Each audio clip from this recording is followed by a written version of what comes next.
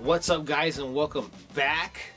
The 2019 disc golf season is just right around the corner, and this one should be pretty interesting. First, we have Paul Ulibarri leaving Prodigy and going back to Discraft, and we have Ricky Wysocki leaving Latitude 64 and going back to Innova, and the big one is Paul McBeth leaving Innova and going to Discraft. This ought to be pretty interesting, seeing these guys. They've been with these companies for so long, and then having to readjust and throw new plastic. Well, some of them are kind of used to throwing the plastic that they're with now, but one of them isn't. So yeah, it's going to be interesting to see how that goes on the tour. But they're pros, they know what they're doing, and I'm pretty sure that as we're watching this video, or as you're watching this video right now, they're probably out there on the field and actually practicing with the new plastic, and let's see how it goes for them for 2019. We're gonna have a couple of tournaments here in town. We have one in March and we have one in May. As our tournament in May gets closer, I'll talk more about that later. But the one in March is the Dead Rabbits St. Rabbit's Day Bash, March 16th and 17th. Registration is now open. If you're gonna be in the West Texas area around that time, register. It's gonna be a lot of fun. A lot of disc golf. It's not a PDGA sanctioned event, so anything goes. And yeah, we're gonna have a lot of fun out there, and I hope to see all you guys out there. I'm gonna leave a link down in the description so you can go check out the registration. It's not an expensive event, so I think it's like $40, and that includes like Ace Pot, and yeah, sign up. Let's have some fun and play some disc golf here in a couple of months. But now I'm going to show you what I have in my bag. My bag changes throughout the months, but this is what I've been playing with for the past 7 months, I think. And I'm going to be playing with the same bag for the next, or at least till summertime anyways. It might change a little bit. I might take a disc out and replace it, but for right now, this is what I'm throwing, and I'm going to show you what I got in my bag and what shots I'm using them for. Let's start with my putting approach disc. I carry 5 putters. One that I practice with, one that I actually used to putt with, and 3 that I used for approach shots. You've seen this one before in my older videos, and this is the Star Wedge. I use this for like that touch shot, that touch approach where I need the disc to turn slowly to the right. That like left to right shot, that's what I have the Star Wedge for. And this is one that I don't think I had in my bag last time, but this is a Prodigy Proto. Yeah, Prodigy Proto PA2. It's an overstable disc. I had a was it PA2? Or I was a P2. I replaced it with this PA2, and this is a really good overstable approach shot from right to left. When I say hyzer, that's what I'm talking about. If you hear me say hyzer, that's what I'm talking about. Anything goes from right to left, and hyzer is going to go from left to right. So if I need that hyzer shot, this is the disc I'm going to go to as far as approach shots go. Next, this is my bread and butter.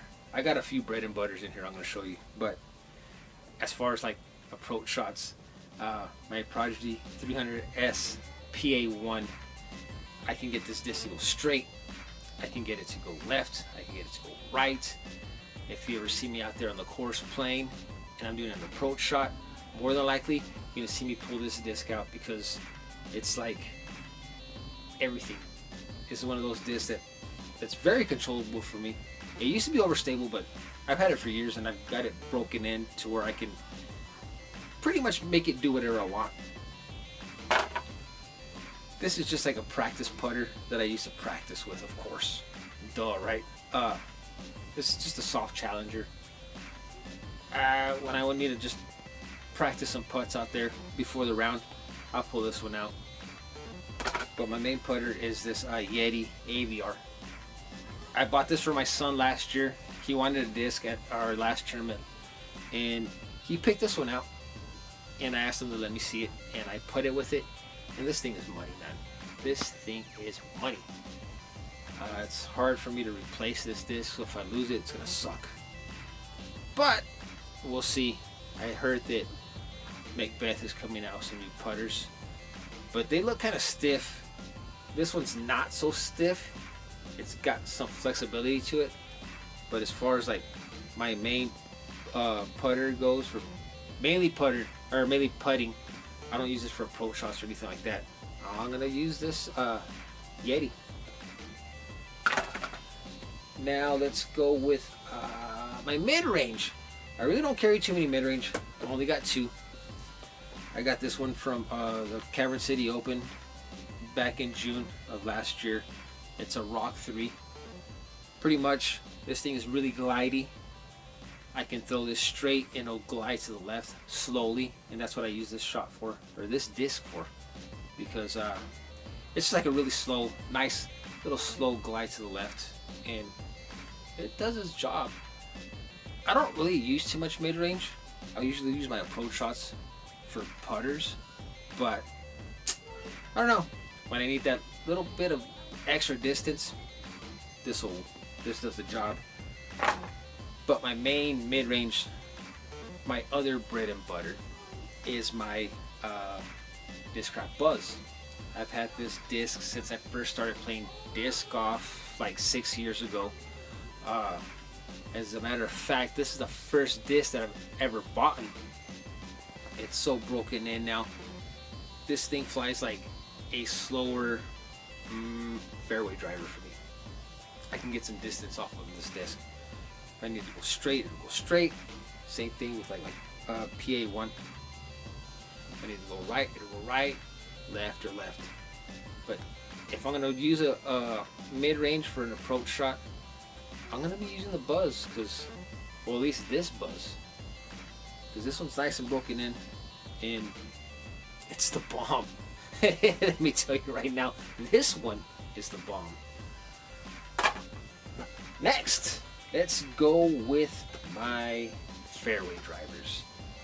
I carry 5. I carry 2 T-Birds, an FD3, and a Leopard, and a Firebird. So let's talk about my Leopard first.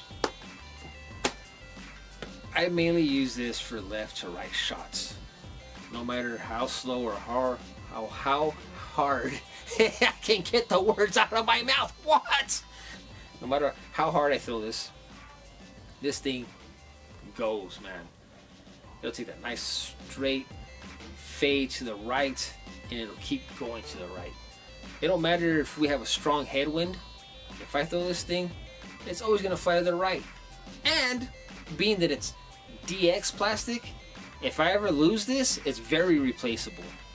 And they're cheap. And as long as I've been throwing this thing, I think it's been like, what? I want to say about maybe 3 years. For being DX plastic, this thing is still in amazing shape.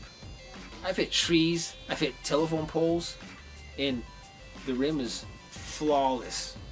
I don't know, it's just something about this Leopard. But now that I rethink about it, if I were to lose this Leopard, I would really be bummed out because I think it's so broken in. To get another one, I had to put some work into it. But yeah, this Leopard is a bomb. I used to have a Star Sidewinder that did the same thing, and I lost it. Oh no, you know what? I didn't lose it.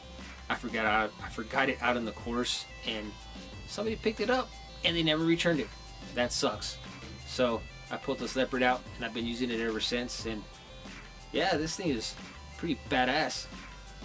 What I need to do is go get like another Leopard, start breaking it in just in case, but hopefully I won't have to do that. Next are my T-Birds. I carry 2 T-Birds. This yellow T-Bird, for the most part, is slightly unstable. I guess you could call this my faster Buzz. If If I need it to go right, it'll go right, left, left. But for the most part, if I need to throw a straight shot, this thing kind of tends to go to the right a little bit. So I really don't use this too much unless I really need that really far, slow fade to the right. But for now, for the most part, this one just stays in my bag. Next is my other Champion T-Bird. I've had this thing for about maybe 5 years, and this is like my more overstable T-Bird. No matter what, I know if I put some power to this disc, I know it's always going to fly straight and fade to the left. Next is my utility disc, the Champion Firebird. I think you've seen this before if you watch my other videos. It's great for thumbers, great for sidearm, and great for backhand. This thing can skip, and as soon as it leaves my hand, it's already turning to the left. So if I need like a really tight, straight or left, how can I explain this? If I need a really tight shot, or I need to turn to the left super hard with a good skip, I'm gonna go with the Champion Firebird. Well, at least this one anyways. I need to get me like a lighter Firebird. Maybe I can make it go straighter, because I've seen these pros throw their Firebirds and they bomb them and they go straight and then they face to the left. This one, as soon as it leaves my hand, like I said, it's already turning to the left. Same thing with the FD3. For some reason, this sucker, it's a hard turner, man. This thing, as soon as it leaves my hand, it's doing the same thing almost as my Firebird, but with less skip. And I think actually this might just go a little bit further before it starts turning left. So if I need that little bit more extra distance to get like around like a tree or something that's a little bit further away, I'll pick up the FD3. And last but not least are my drivers. You've seen this one before. My Star Destroyer, my Macbeth Star Destroyer. This thing, for the most part, flies pretty straight. It might have a little bit of a right turn, but it always finishes to the left. My other one is a Star Destroyer. Again, another one you've seen. I can always count on this one to fly for the most part pretty straight and then come back to the left. And my two Katanas. This is like my go-to driver right here, this Katana, because again, a very controllable disc that's in my bag. If I need to go right, it'll go right. Left, it'll go left. Or for like a dead straight shot, this is what I pull this one out for. And this one I can bomb. For some reason, I can throw this one further than I can throw the other ones. So for like distance shots and stuff like that, I'm pulling out this Blizzard Katana. And yes, it's a Blizzard. I don't have an arm like a pro. My other Blizzard disc is my other Blizzard Katana. This was a more overstable disc for me. It'll get some pretty good distance and always come back to the left, further than my Destroyer. So if I need that extra distance, I'll pull out the green Katana. Now these right here, this is a whole other animal. If I need a little bit more extra distance than that green Katana, but I need it to come back to the left, I'll pull out the Boss, this Blizzard Boss. This one I know I can count on flying, like I said, further than that green Katana, but it's always going to fade back to the left. And sometimes it don't. It just depends on the wind. Sometimes it goes just like a little bit more straighter before it comes back. And I got this DD2. I went to a tournament, I think it was like 3 or 4 years ago, and I got this in my players pack. This one came from the Champions tournament in Big Spring, Texas.